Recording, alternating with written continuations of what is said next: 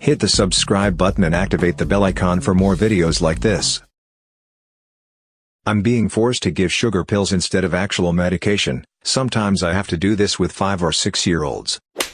People who work for companies with a bad reputation, how do you feel about it? I worked in IT at the corporation headquarters of a large MLM company. Pay and benefits were very good. The corporate culture was very family-focused and most employees were the type that you would describe as great neighbors. Since they are one of the largest employers in the area, there was no stigma with the local people at all. Working there had one advantage. When people from out of town asked me where I worked, and I told them, there was rarely any tedious discussion about what I did I like it? Everyone was afraid I'd try to recruit them.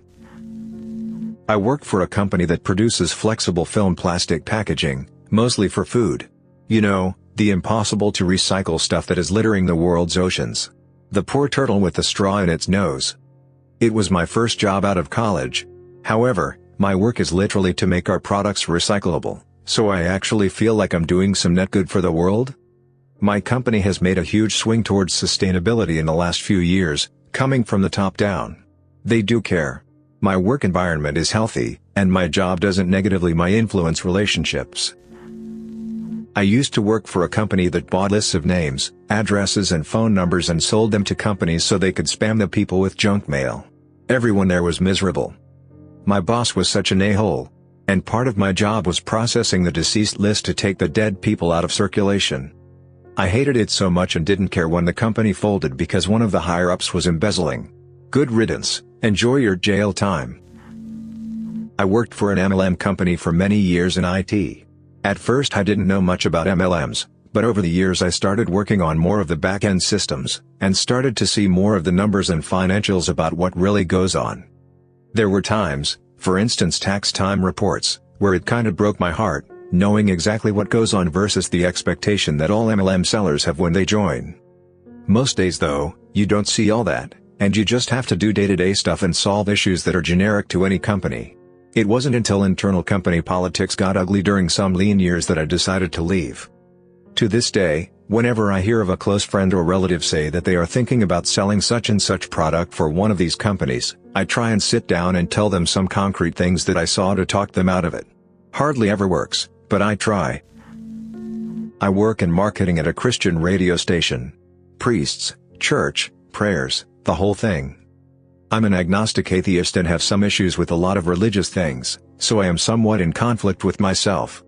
I also do get the occasional flack for it, but I don't plan on leaving anytime soon. The work is interesting, they respect me not being Christian, and it is hands down the healthiest work environment with the friendliest coworkers I ever had.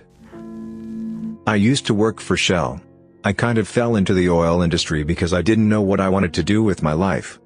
I was mostly okay with it, because oil is a necessary evil and anyone who thinks they are above oil is kidding themselves. Oil is fueling every aspect of your consumerist lifestyle, and it's at the very core of our economy. However, I still didn't feel that great about it. I no longer work for oil despite my degree and experience being well suited for it, just because I had the feeling if the whole company went bankrupt it wouldn't be a bad thing. Now I only work for companies I don't have to feel guilty about. Not a big company, but I worked in the subprime personal loan industry for a few years, basically selling loans to poor people and then collecting them when they can't pay it back. It definitely sucked at times and I knew what we were doing was shady. There was definitely a bit of cognitive dissonance involved. But I was 22 and needed to keep the lights on and feed myself. Someone replied, I got a title loan through a place like this years ago and I needed to escape an abusive relationship and didn't have the money or credit to do so another way. The girl who signed me up was beyond misleading though. Said it was a 7% interest rate. Turns out it was like 98% interest. I paid on it for just under 3 years and still somehow ended up owing more than the $3,000 I initially borrowed. I finally just told them I was done and to come get my car, which they waited months to do and came the morning after my dad passed away. Such a show. I work in clinical human testing for experimental drug trials. Basically I work in technical support for software we release alongside the experimental drugs. It's not necessarily my company but Big Pharma isn't exactly well liked. And my job makes me understand why. My job is to maintain study blinds. What that means is, If a doctor knows what drug they're giving the patient, it could introduce bias to the study and we could have inaccurate data regarding the safety, effectiveness, and side effects. So the doctor is blinded and knows only the medicine number to assign, not the actual contents of the medication. To make sure doctors don't know what they're giving, we sometimes assign patients into placebo treatment arms, usually sugar pills that exactly match the look of the study drug, meaning they'll be taking nothing except sugar. This way we can see disease progression and other things from someone who is taking experimental medication and run their results against someone who is taking nothing. This makes sense as far as study results but leads to serious ethical dilemmas. For instance, I may have a doctor calling me, telling me that the system is down and they need to give a dying patient their medication. The doctor doesn't know what medication the patient is on, the patient doesn't know either, but I know.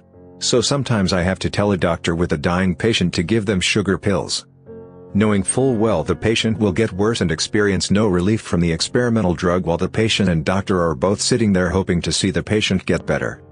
The worst part about my job is having the ability to change medication assignments to give life-saving drugs to dying patients, but being forced to give them sugar pills instead in order to save more lives later. It tires me every day. I get home and I'm haunted. Especially since I can see a patient's age, and sometimes I have to do this with 5 or 6-year-olds. I don't work for a bad company, but I'm in a bad job. I'm a loss adjuster, aka insurance assessor. The first 30 minutes of me meeting someone is proving I'm not an a-hole out to screw them over. Here in Australia, at least, the insurance industry has spent a lot of time and effort trying to get away from the wild days where people's claims would get knocked back on technicalities. These days it's all about transparency and making informed decisions which are in favor of the person who didn't write the contract, for example the customer. But at the end of the day some people still don't understand I'm not just a company shill trying to get out of it cheaply.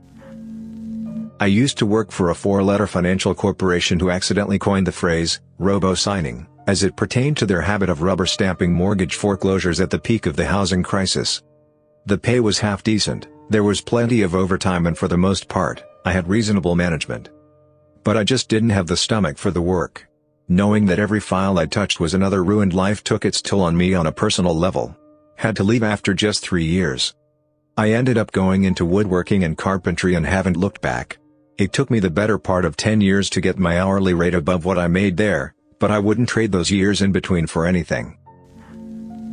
I work for a company that gets a lot of bad press. Our ID badges have only our face and employee ID. We are told not to wear branded apparel outside of the office, and are warned that when driving company vehicles, which are branded, to avoid eye contact with other drivers as it can spark road rage. We have written procedures for interactions with angry groups of people, and even as an IT employee have been informed of how to answer questions should the press corner us. So I don't technically work for these companies, but I work for the law firm that defends most of these companies. It does leave a sour taste in my mouth when I'm processing pre-bills and I see the name of a company I'm morally against, but then again, I'm just an office clerk. I only recently got my degree, so until now I've just been working at whatever job would pay the bills, and this office tends to treat their employees super well, or maybe I'm just used to crappy treatment. Not only am I on the upper range for pay according to Glassdoor, but this is the first job that has offered me lots of benefits like PTO and good medical insurance for a decent price. Plus they've been really good about being flexible with my schedule when I went to school. For the most part the people working these jobs are just regular people who have no real say about decisions the company makes. We're just trying to pay our bills and live comfortably. I work for Disney, seen as bad by some, great by others. Honestly, I sometimes feel conflicted, but most days it is just my job. The pay is okay, the benefits are incredible and my coworkers are great. I also strongly believe, as do a lot of people that I work with, that change is most successfully effected from within. Outside pressure can do a lot for surface changes, but true cultural and value changes take a long time, longer than any media spotlight tends to last. At that point, that's where employees come in. There are a lot of people pushing for change from within and trying to make ourselves heard. Lots of it doesn't stick, but some does. The only way bad companies will become good is either lots of legislation, which, let's face it, isn't coming anytime soon, or by all the people in the company with good values speaking up and pushing for change. So by pushing for change from within, I slightly assuage any feelings of guilt I may have. People mostly get very excited when they hear where I work, and any who aren't have been too polite to actively have a go, so my job has never really impacted any relationships that I know of. I have worked for many big corporations. Most of them do a lot of unethical stuff behind the scenes. But most of them also contribute value to society, so I don't think this is a morally straightforward issue. Nestle and Monsanto get singled out for the same reason, but as far as I can tell they are not worse than most corporations with good reputations. The prime example I always give is Apple. Some of their business practices are just as nasty as Monsanto's, for example patent abuse. But because they are a consumer darling they get away with it. When people try to confront me about working for those companies, I usually just tell them to get off their moral high horse. I've worked for two: Lockheed Martin and Nike. When I worked for LM, my girlfriend at the time used to call me baby killer. Despite the fact that I worked in an obscure corner of a spin-off company doing tech support for other large companies, I had nothing to do with the actual bombs in plain sight. Nike of course is still haunted about slave and child labor at its factories. But the story has always been more complex than that. Nike has always outsourced its factory work to third parties, usually to other footwear factories. Nike and Reebok were often being made on parallel lines in those days, which led to quality problems too. If materials were missing, they'd just borrow them from the other line, which caused all kinds of issues. During that time period Nike didn't have big enough contracts to influence the factories that violated ethics. They'd switch production to another factory, things would work fine for a while, until the factory owners got greedy and started adding child labor back in.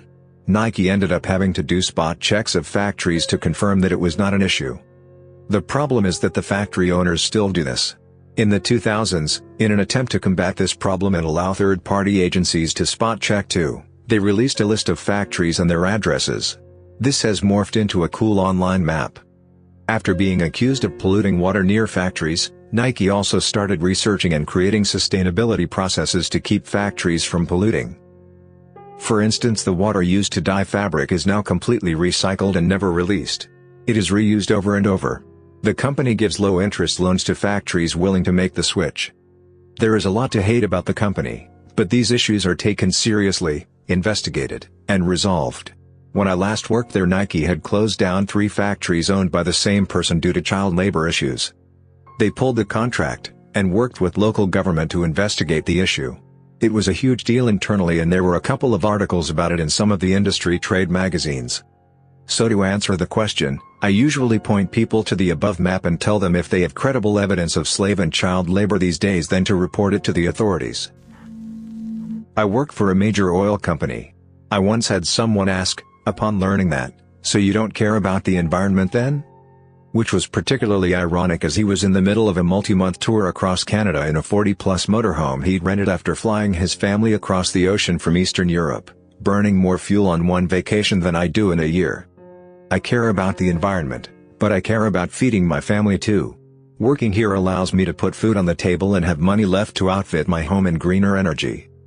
I have 6 kilowatts worth of solar panels sitting in my garage right now, which will be going on whatever house I'm in come summer. And if we manage to move out of the city this spring as we're hoping, I'll be getting a ground source heat pump with the eventual goal of getting off natural gas entirely.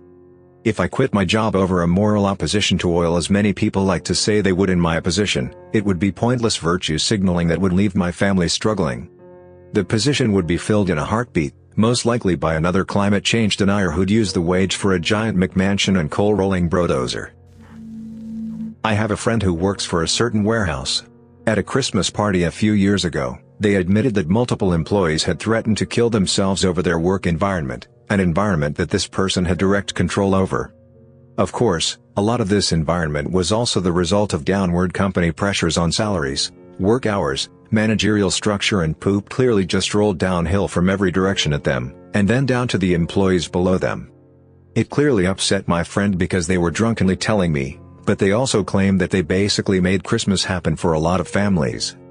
And I think that, deep down, they know that they are a replaceable part of their company, even if their job was in higher management. It's tough to gauge. That is, when people know they're doing something bad inside of an organization, they fall straight back on the Nuremberg defense, "It's my job and somebody else would do it if I didn't," with an added layer of mental gymnastics around focusing on the positives. For example, I made Christmas happen, Yes, employees are miserable, but the savings are passed on to a huge group of customers, so it's the passing of utility from one person to many others, and then they probably acknowledge that there are selfish reasons. For example, I get paid enough to live lavishly. I'm not entirely convinced, but that's how I perceive the way they see things. A good friend of mine works for Altria, aka Philip Morris, the world's largest cigarette company. I've asked him this question, and this was his answer. Pretty much all big companies are evil in one way or another. This one happens to have better pay and benefits than most. Thanks for listening. To let us know in the comments. Hit the subscribe button and activate the bell icon for more videos like this.